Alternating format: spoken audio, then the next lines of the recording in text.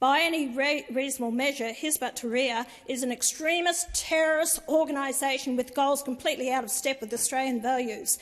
The best example of this was the infamous video which came to light in April 2017 depicting members of this group endorsing husbands beating their wives into obedience and submission.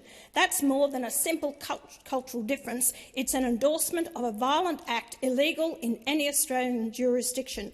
Let's hope it doesn't become compulsory if they ever get control of our parliaments. There are now 813 Muslims in Australia, 3.2% of the population.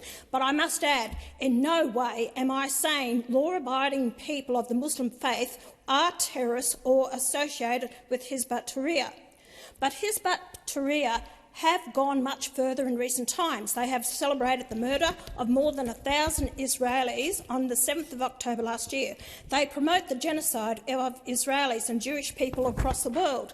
Thanks to the profound weakness of this Labor government, they are inciting gullible and ignorant university students to celebrate murder and genocide as well. This mob calls for the establishment of a global caliphate ruled by Sharia law, once again completely incompatible with Australian values and our constitution. Go and ask Britain how it's working for them.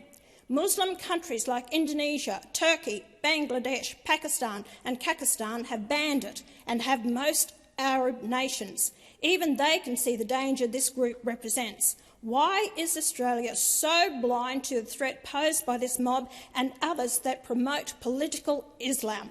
Last month, a story in The Age revealed the Australian Taxation Office had given charity status to an organisation led by a Hizb ut-Tahrir member. Have we given tax breaks for terrorism funding? This week we heard news of a Muslim political blog being formed to target Western Sydney seats held by Labor ministers in order to force the ALP to recognise the terrorist state of Palestine.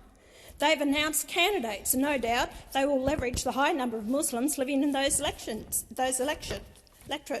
In fact, two of those electorates, Blaxland and Watson, I mentioned in a previous speech in 2017 for the high Muslim populations. I said Labor's dependence on the Muslim vote was frightening, and as we can see, Labor today is hopelessly compromised on an issue that Australia can do absolutely nothing to change: the conflict between Israel and the terrorists seeking to destroy it. I've been warning Australians about this for years. In my first speech in the Senate in 2016, I warned that Islam does not support democracy, freedom of speech, freedom of the press, freedom of assembly and especially separation of church and state. I said Islam supports a theocracy. I said it doesn't separate religion from politics. I said it may be a religion, but it's also much more than that. It has a global political agenda and a system that dictates and regulates every aspect of a Muslim's life. It is a system they plan to impose on all of us. I warned that we were importing Islamic extremism that had led to the Australian tragedies like the Lint Cafe siege and murder of the Curtis Chang and the stabbing of 2 police officers in Melbourne. At the time, we were also exporting Islamic extremism, with radicalised Australians rushing to Iraq to join the maniacs in Islamic State. Pictures of an Australian child holding a severed head shamed our nation and appalled the civilised world.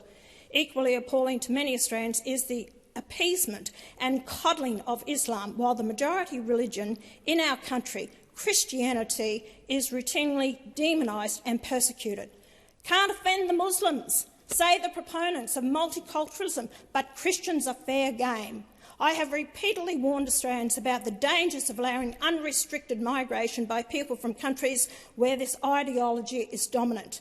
Political Islam has no place in Australia, and everyone in this parliament has an obligation to kick it out. This parliament has no legitimacy if it does not stand up to political Islam. This parliament has a constitutional moral obligation to reject, resist and outlaw any movement which seeks to overthrow our democracy and fundamentally change our way of life. A good start would be by listing Hizb ut-Tahrir for what it is, a terrorist organisation.